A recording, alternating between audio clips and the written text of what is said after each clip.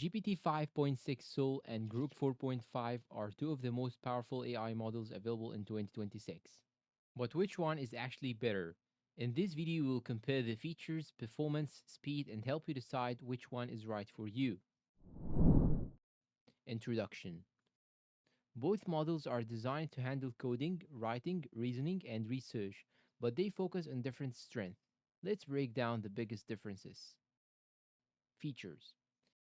GPT 5.6 Soul is built for accuracy and reliability.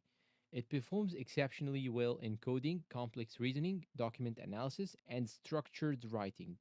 It also supports multimodal inputs like text and images and integrates smoothly with many productivity tools. Grok 4.5, developed by XAI, focuses on fast responses and real time information. It has strong web search capabilities, a conversational style, and deep integration with the X platform, making it great for keeping up with current events and trending topics. Performance. For programming, GPT 5.6 Soul generally produces cleaner code, better debugging suggestions, and more consistent results on complex projects. For writing, GPT 5.6 Soul delivers polished, professional content with fewer revisions.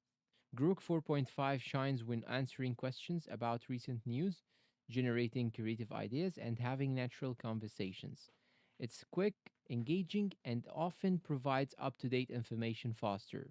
If your work requires precision and reliability, GPT 5.6 Soul usually has the advantage. If you prioritize creativity and live information, Grok 4.5 is an excellent choice. Speed. Both models are fast, but they excel in different situations. Grok 4.5 often feels faster for short conversations and real time searches. GPT 5.6 Soul may spend a little longer on difficult tasks, but that extra processing usually results in more accurate and higher quality answers, especially for technical work. Final verdict. Choose GPT 5.6 Soul if you need coding assistance, professional writing, research, or complex problem solving.